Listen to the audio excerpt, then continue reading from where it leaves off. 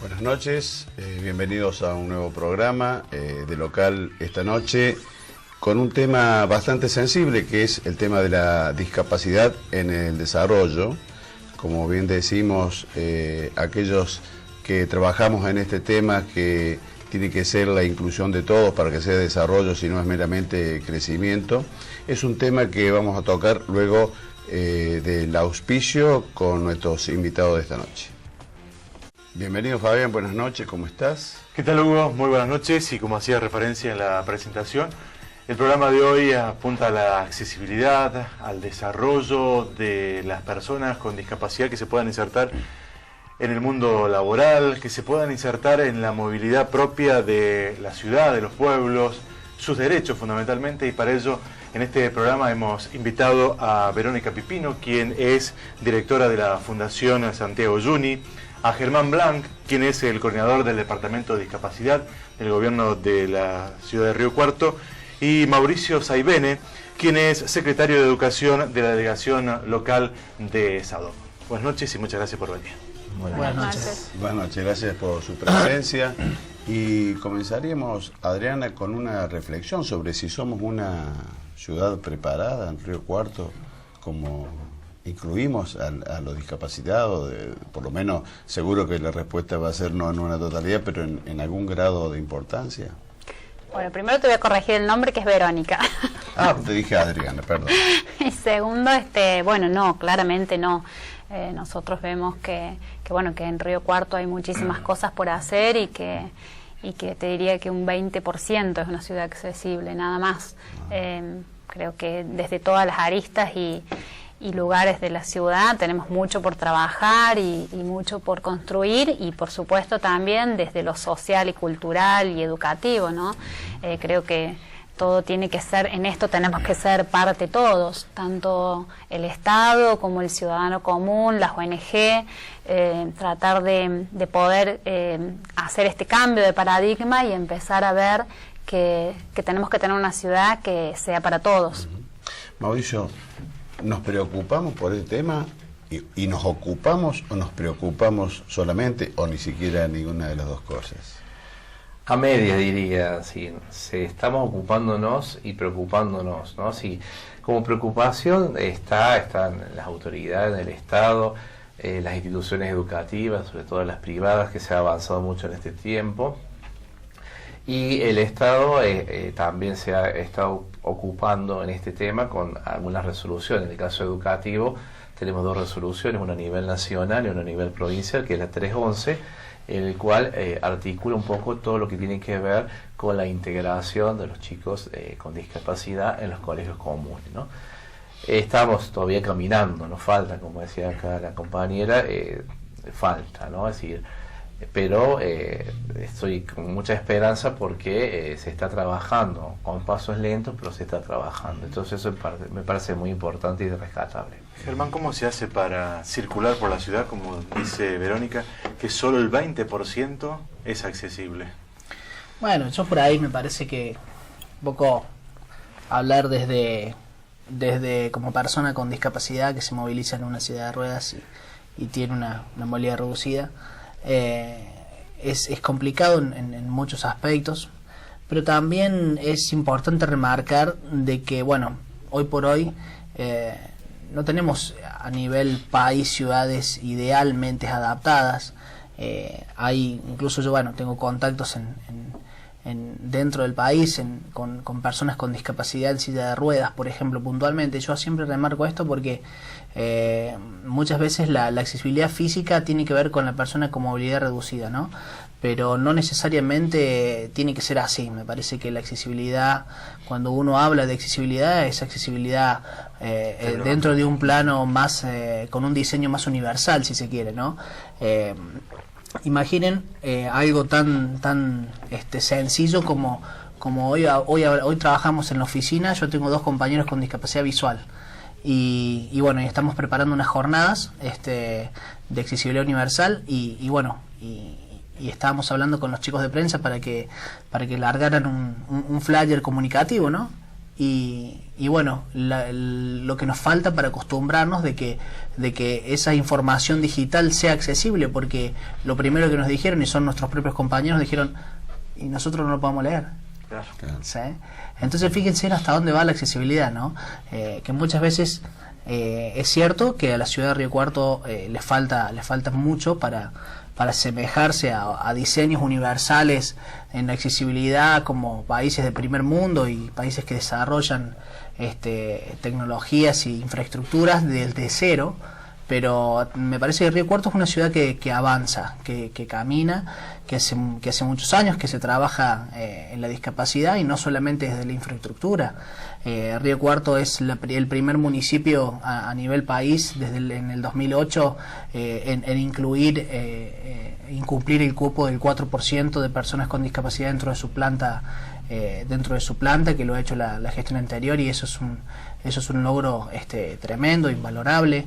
Y hoy por hoy también vemos que la discapacidad dentro de la política, si se quiere, dentro de las gestiones, es algo que trasciende y es totalmente transversal, y vemos que las gestiones que vienen y los procesos políticos que vienen y los nuevos dirigentes lo están teniendo un poco más en sus agendas, y es un poco la lucha que personalmente tengo yo con el equipo de discapacidad del municipio, que tiene Vero con su fundación, que tienen un montón de instituciones en la ciudad de Río Cuarto, ¿no? Que realmente sean políticas de Estado. Y esas políticas de Estado son las que hoy por hoy, la primera pregunta que habían hecho es, ¿nos preocupamos? Sí, creo que estamos en un momento ya de empezar a ocuparnos.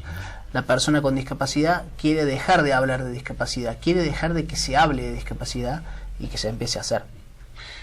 Sí, es un tema que realmente creo que desde el gobierno de Abella fue que se le dio muchísima importancia a este tema, ¿no? Y por ahí llama la atención hablar de que un porcentaje que seguro que es relativo, pero un 20% es bajo. Y vos nombrabas a otras ciudades. Con respecto a otras ciudades, ¿cómo estamos? Bueno, hay ciudades en las que se trabaja mucho, por supuesto, ciudades a nivel primer mundo, desarrollo, Estados Unidos, Alemania, obviamente que estamos hablando de países que también tienen una gran demanda de personas con distintos tipos de discapacidades. Por ende, obviamente, sus presupuestos son mucho más grandes a la hora de aplicarlos para el desarrollo, ¿no? Igual me parece que es importante que en materia de investigación, en materia de genética, por ejemplo, en la Argentina, recién Córdoba va a tener el primer banco de genética en materia de discapacidad a nivel país, y esto no se estaba haciendo, ¿sí? Entonces hoy por hoy que una familia, quizás de bajos recursos, pueda acceder a un equipo técnico de genetistas para saber sobre la discapacidad que han heredado de distintas maneras en la familia de forma gratuita es muy importante, ¿no? A eso voy cuando yo hablo sobre que Río Cuarto es una ciudad que camina y que está hoy por hoy avanzando bastante en esta cuestión. Ahí con Verónica también hemos estado acompañando al intendente lanzando un nuevo proyecto que tiene que ver con un código municipal sobre los derechos de las personas con discapacidad, y esto no es un dato menor. Tenemos una normativa a nivel local que hace mucho tiempo que no se revisa, normativa a nivel local que hoy por hoy es muy diferente, es muy difícil aplicar porque no la tenemos instrumentada de manera correcta, o a lo mejor con terminología muy antiquísima. Tenemos ordenanzas que hablan de lisiado, ordenanzas que hablan de tullido, o avidente, o sordomudo, ¿sí? Entonces, si realmente queremos actualizarnos, debemos sistematizar, organizar, ordenar, y por qué no un instrumento jurídico donde hoy por hoy nos dé la posibilidad de poder avanzar en materia de derechos, de generar nuevas instancias, herramientas que hoy no existen, ¿no? Es la base del derecho, como manda la Convención Internacional. Verónica, ¿es reducida la población de discapacitados o es mayor de la que uno piensa? De personas con discapacidad permanente quizás sea entre un 15 y un 20%. De personas que necesiten de una ciudad accesible rondan en un 40%, porque a eso se le suman personas mayores, se le suman personas con discapacidad transitoria, personas embarazadas. Entonces, si empezamos a contar el porcentaje que hay de cada uno, vemos que un 40%, alrededor de un 40% de nuestra sociedad necesita una ciudad accesible. Y en el mejor de los casos, si a uno no le ha sucedido nada en toda su vida, va a llegar un momento en que esa persona va a ser mayor, y cuando uno es mayor empieza a haber una disfuncionalidad tanto de la movilidad, de la parte motora o visual o auditiva, que hace que nuestra ciudad tenga que contemplar el tema de la accesibilidad, desde las veredas, desde el lugar donde uno transita, desde lo primario, salimos de la casa y pisamos una vereda, hasta todos los lugares que sean de uso común y público, que son muy necesarios para que todos podamos poder hacer, disfrutar de nuestros derechos y poder hacer valer nuestro tiempo laboral, educativo, social, y poder compartir como lo hacen todas las personas. Entonces, nosotros el año pasado, por ejemplo, hicimos un relevamiento en donde nos fijamos en los distintos ámbitos en donde se mueve una persona. Y bueno, y realmente por eso decimos que nuestra ciudad es un 20% accesible, porque no tenemos ni hoteles accesibles, no tenemos transporte accesible, es todo muy mínimo. De los 20 hoteles que hay en la ciudad, uno solo es accesible 100%, y es quizás uno de los más caros porque brinda este servicio. No tenemos transporte accesible, tenemos 2 líneas de colectivos solamente, no tenemos veredas accesibles, no tenemos comercio. El cine, tenemos un solo cine en nuestra ciudad y no es accesible, o sea, llegamos hasta el cine, hay ascensor, bueno, Germán obviamente que esto todo lo vive en carne propia, pero el cine se tiene que poner abajo de la pantalla para poder mirar una película. Entonces, bueno, cosas así sucede en todos los ámbitos. Y bueno, creo que esto, por eso insisto, que tenemos que construir esto entre el Estado, la sociedad y las distintas ONG y, digamos, la sociedad en general. Si no, no se va a lograr un cambio en nuestra sociedad. Ya seguimos, Hugo. Vamos a marcar la primera pausa y ya regresamos con discapacidad y desarrollo. Bien, continuamos con el tema desarrollo y la discapacidad en nuestra ciudad. Y quería hacer una pregunta, Mauricio, la óptica desde lo que te toca, que es la educación, ¿no? ¿Cómo ves este tema, la concientización y bueno, cómo estamos desde los establecimientos en la adaptación? Bien, digamos, hay muchos avances sobre todo el tema de la adaptación, ya sea desde la integración hasta las adaptaciones curriculares. Yo creo que hemos avanzado mucho, sobre todo a partir de esta resolución que había mencionado anteriormente, que es la 311, que un poco les obliga a los establecimientos privados educativos a integrar. Obviamente que es todo un proceso, no estamos caminando, pero han habido avances. Yo a punto de vista personal me parece que hay que trabajar un poco en las barreras psicológicas, en las barreras de las condiciones medioambientales de trabajo y sobre todo las condiciones en cuáles están los chicos, ¿no? Ya sea los chicos normales como los chicos integrados, ¿no? en las instituciones educativas. Yo creo que el sindicato, más allá de todo el tema de las resoluciones, que es propio del papel del Estado que tiene que hacer cumplir en los establecimientos, desde el punto de vista del sindicato nosotros normamos para que se cumpla todo el tema de las condiciones adecuadas, ¿no?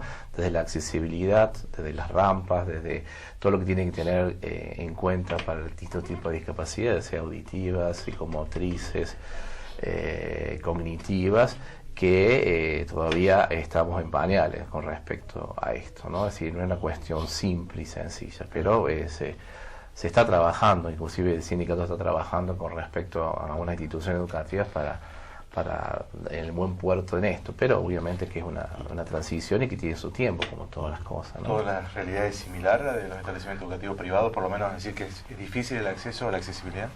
Yo te diría que casi un 95% sí. Es el tema del tema de la accesibilidad. Por ejemplo, la mayoría de los colegios son de 2 plantas y y los chicos de planta alta tienen escalera, y un chico que tenga una discapacidad psicomotriz, por ejemplo, no puede. O te digo el caso, a mí me ha tocado un colegio de la ciudad que un chico por un accidente tiene una fractura, o porque jugar al fútbol se esguinzó algo, y tenemos que cambiar el curso y bajarlo porque no puede subir las escaleras, por ejemplo. Y más en todo el tema de la discapacidad. Yo creo que todavía se está empezando a tomar conciencia de esto, porque es una realidad que se viene y que ya está, y que esto también genera el caso de los docentes con respecto a lo pedagógico educativo, angustias y sinsabores, pero también vemos que hay un deseo de los docentes de querer formarse, de querer saber las resoluciones, de querer marcar esto para trabajarlo bien, pero es una cuestión compleja, no es nada fácil, porque para hablar bien lo que tiene que ver con la inclusión, tenemos que trabajar con equipos interdisciplinarios, cosa que diría el 100% de los colegios acá en la ciudad no dispone, ¿no? Entonces eso también hay que trabajarlo. Este nuevo código este código universal que va a incluir a todos los aspectos que tiene que ver con la discapacidad, se va a apuntar también hacia lo arquitectónico, es decir, que haya disposiciones legales exigiendo para las nuevas construcciones que sean accesibles. Sí, por supuesto. Eso va a ser algo que va a ser obviamente un objetivo principal. Lo bueno de cómo se va a trabajar este código y eso va a ser la modalidad, es que por eso va a ser una modalidad sin ningún que es trascendental, ¿no? Es algo que no tenemos referencia a nivel nacional, puntualmente porque vamos a estar trabajando con canales importantes como el Consejo Asesor en temas de discapacidad, que esto nos va a dar la posibilidad de poder trabajar en conjunto con instituciones públicas y privadas de la ciudad de Río Cuarto. También el canal que se ha abierto es la propuesta abierta al vecino, a la gente que pueda acercar su propuesta escrita al Departamento de Discapacidad, ¿sí? Que ya hemos hecho las publicidades correspondientes para que la ciudad esté enterada y que pueda hacerlo, y además también la posibilidad de poder trabajar con equipos técnicos que tienen que ver con cuando trabajemos los ejes de cultura, por ejemplo, va a haber una persona técnica con cultura, todo lo que tenga que ver con accesibilidad física, la gente los arquitectos que trabajan en obras públicas, los arquitectos que trabajan en las instituciones también, todo lo que tiene que ver con transporte, todo lo que tiene que ver con educación, todo lo que tiene que ver con la inclusión laboral, que es algo que es una temática riquísima e importantísima a la hora de hablar de inclusión de la persona con discapacidad. Justamente, estamos preparando una convocatoria muy interesante de los empresarios, tanto de la ciudad de Río Cuarto como de la zona, a participar de una charla formativa muy interesante en materia de inclusión, aprovechando la apertura de los plan Primer Paso, que también tiene la posibilidad para personas con discapacidad. Entonces, realmente cuando hablamos de esto del código, realmente es la importancia de una herramienta absolutamente completa y, vuelvo a repetir, absolutamente enriquecedora, porque por eso la figura de código, para que como instrumento jurídico, para que pueda ser modificado y enriquecido constantemente, ¿no?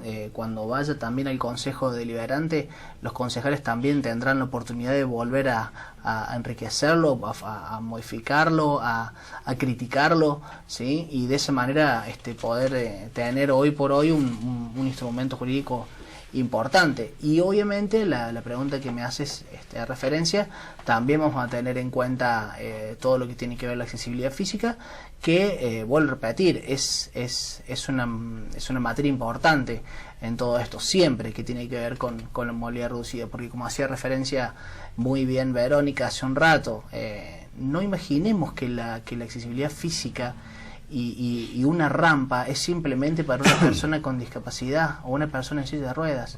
Es para personas con movilidad reducida, y es para personas que pueden tener una movilidad reducida temporal, una persona que quizás no tenemos ningún tipo de problema a nivel físico durante toda la vida, pero vamos a llegar a ser ancianos y también vamos a hacer uso de la accesibilidad. Cuando hablamos de la palabra justamente accesibilidad, que es un término accesible, significa de que uno piensa el diseño arquitectónico desde cero. Los países desarrollados que trabajan en accesibilidad ya parten de cero con la planificación, imaginando un espacio diverso para todos, ¿sí?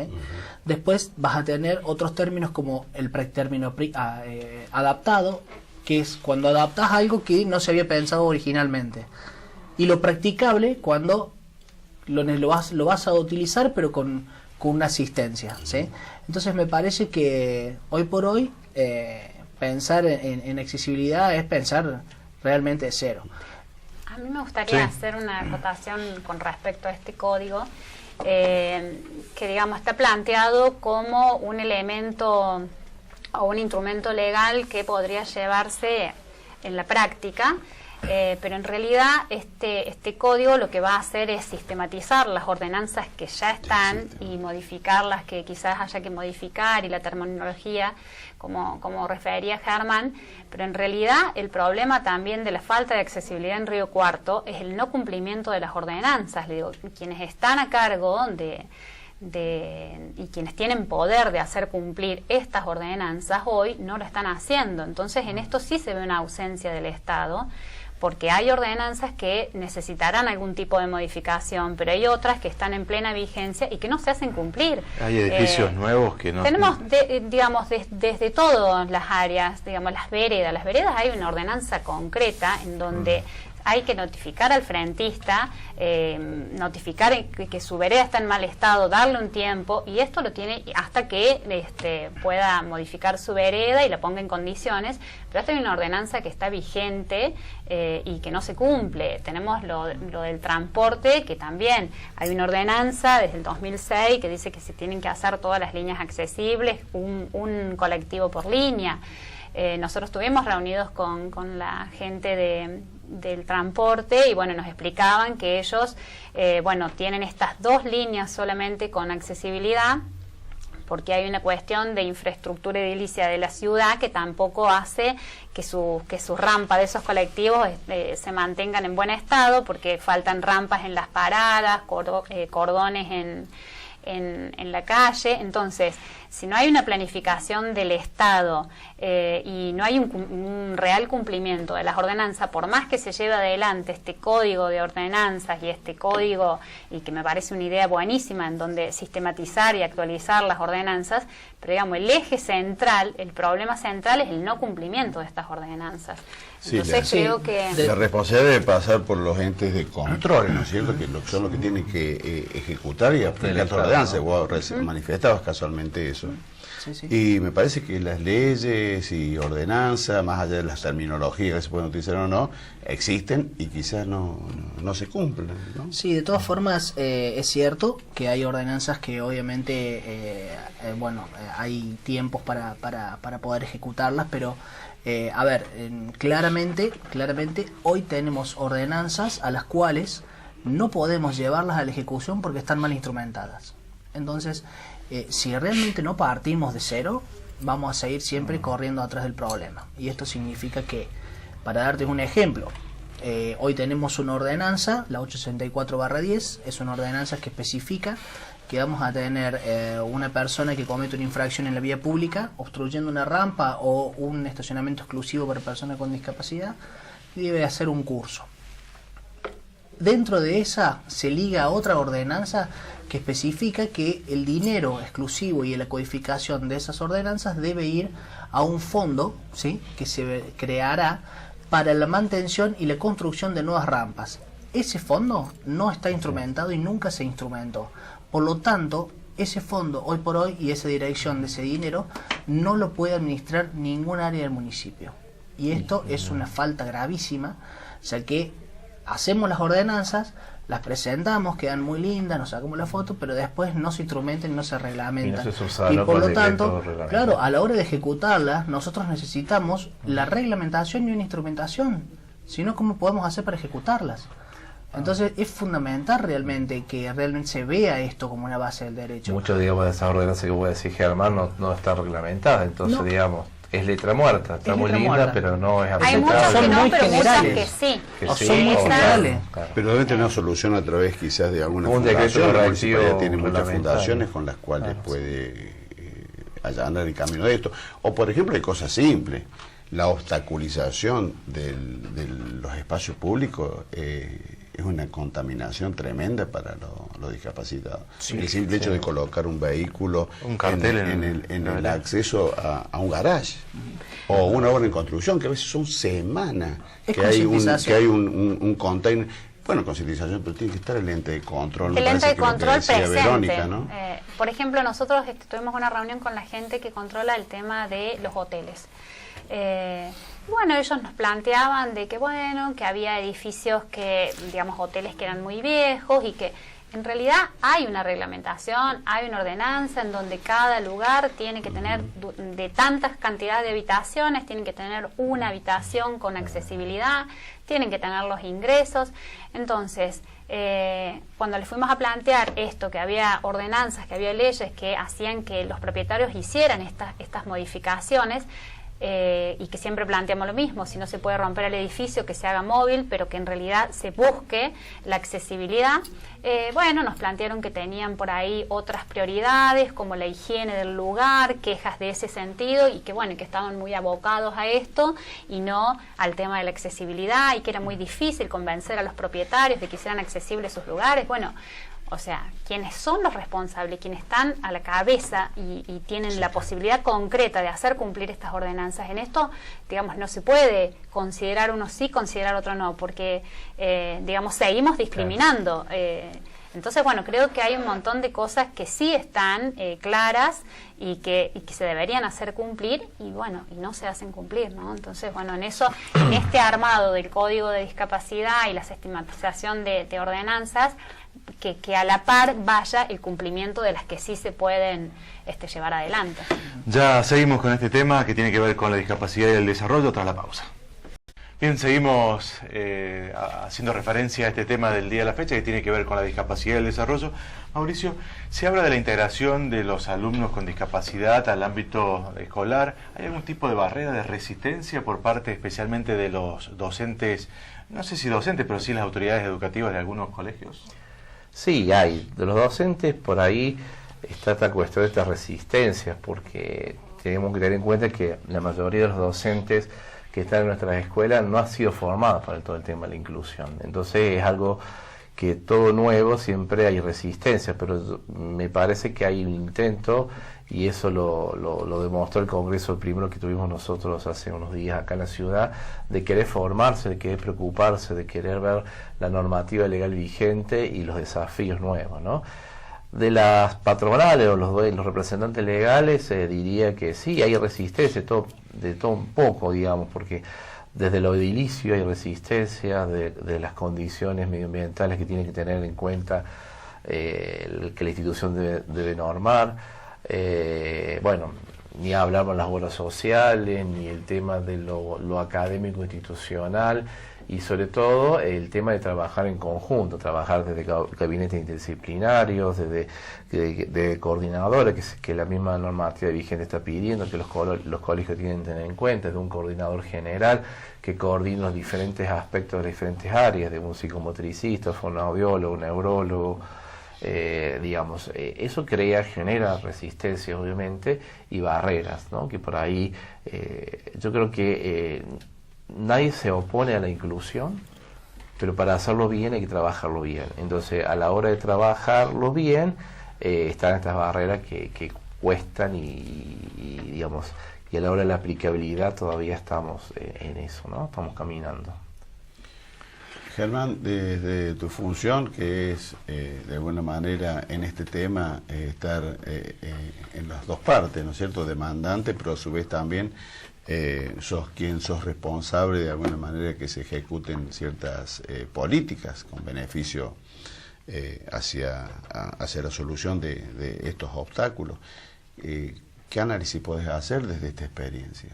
La verdad que es una experiencia, bueno, muy linda, muy enriquecedora, en la cual yo puedo hoy por hoy, desde el lugar que me toca estar, desde la coordinación del Departamento de Discapacidad del municipio, y además también demandando desde una persona que vive la situación de discapacidad, la verdad que es una experiencia única, te diría, porque bueno, muchas veces uno me ha encontrado en momentos de mi vida con situaciones en discapacidad, las cuales no sabes si sos, bueno, cómo hacer, ¿no? Tengo la función de actor, de poder hacerlo, de protagonismo, de poder acercarme, pero bueno, siempre tuve un poco la iniciativa, como quien dice, de poder de alguna manera u otra acercarme a los espacios de debate, a los grupos, bueno, y realmente no quedarme quieto con esto, porque vuelvo a repetir, es una situación de discapacidad. No somos personas, no somos discapacitados, ni personas especiales, ni con capacidades diferentes, como muchos términos que ustedes seguramente escuchan todo el tiempo. Somos personas con o sin discapacidad, o con o sin una situación de discapacidad, ¿sí? Entonces la idea un poco de esto es ir ganando batallas. Las batallas no son individuales, las batallas son colectivas, las batallas son como sociedad. Me parece que cuando nos sentamos a pensar y a crear y a poder generar instancias que puedan resolver situaciones y mejorar la calidad de vida de la persona con discapacidad, estamos mejorando como sociedad, estamos mejorando como pensamiento colectivo, y a eso tenemos que subirnos todos. Nadie está exento. Yo me levanté una mañana y salí de mi casa caminando y después volví de otra forma. Entonces nadie está exento de esto, y por eso creo que ahí es cuando nosotros tenemos que realmente todos poner, como quien dice, la barba en remojo, como decía mi abuela, y decir, bueno, a ver, ¿qué puedo hacer yo desde mi lugar? Si no, siempre estamos como exigiendo, y me parece que por ahí creo que cada uno tiene un granito de arena para aportar en esto, ¿no? Verónica, el tema de la accesibilidad es universal, como decían al principio del programa Germán. El tema de poder acceder a las personas con discapacidad a las obras sociales, a los mutuales, es una cuestión muy compleja, y que se cumplan lo que establece la legislación vigente.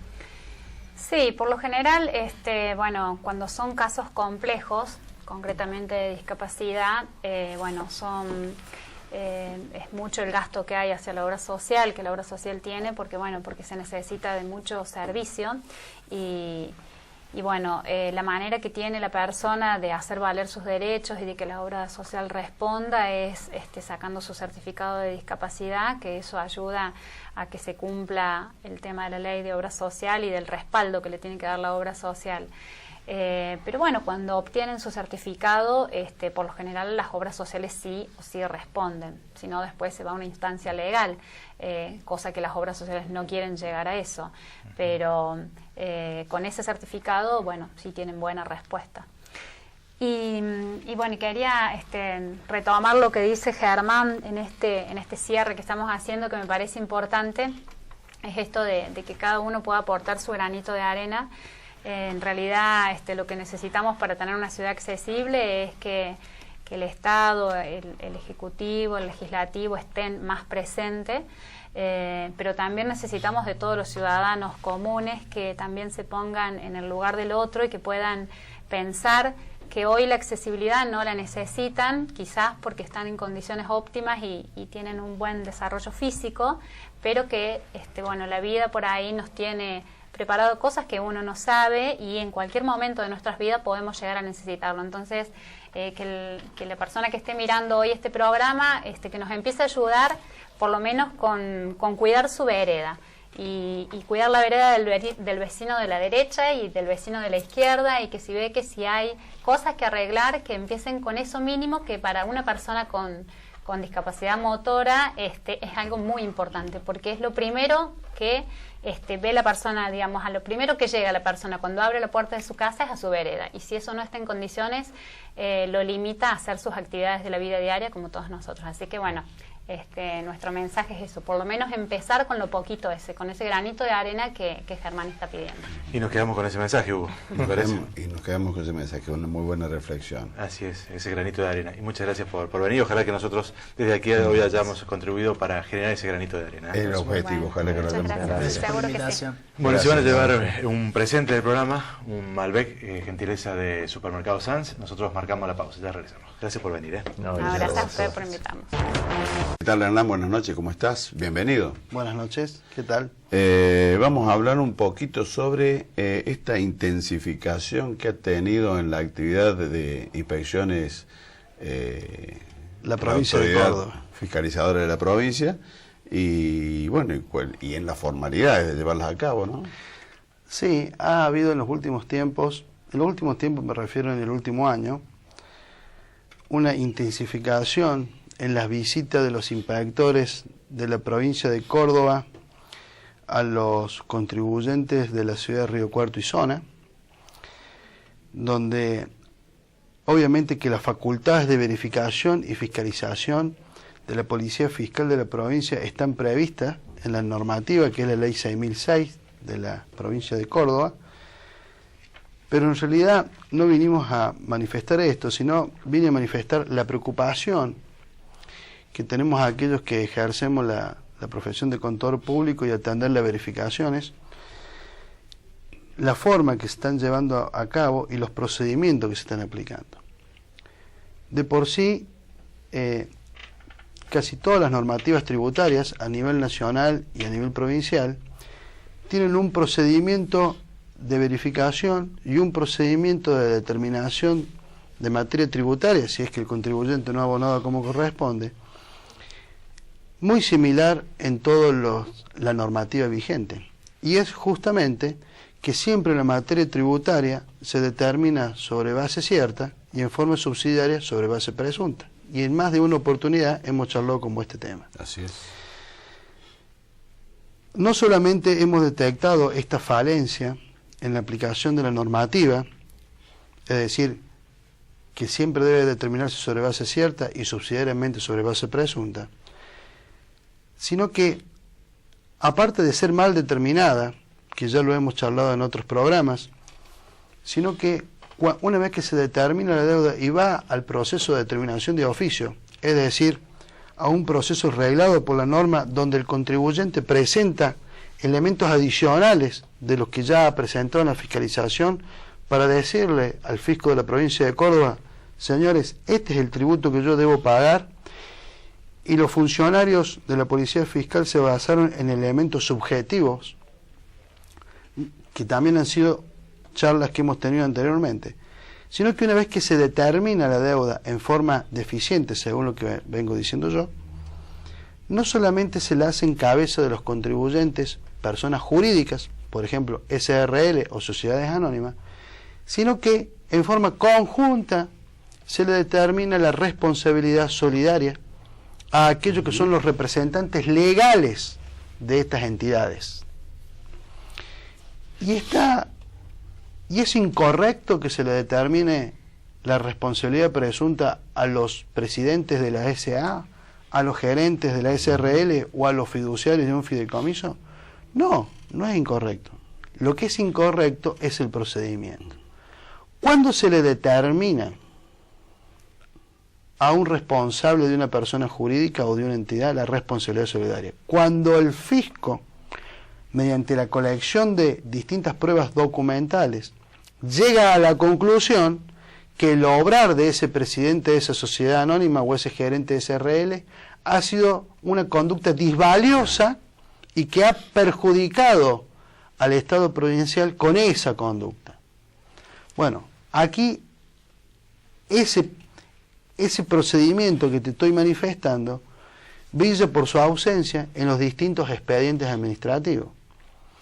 Es decir, que el fisco lo que está haciendo es tratar de cobrar la determinación deficiente por vía presunta, tal cual te lo hemos manifestado anteriormente, no solamente a la entidad, sino al representante legal de la entidad, sin probar que el representante de la entidad haya actuado en forma disvaliosa. ¿De qué sirve entonces constituir una SA o una SRL que justamente se responde con el capital aportado? La responsabilidad solidaria es una excepción a la regla. Entonces, este proceder que tiene la Dirección de Rentas en nuestra ciudad y en nuestra provincia es un proceder bastante preocupante por parte de los contribuyentes y quienes representamos a los contribuyentes, porque no sé si es válida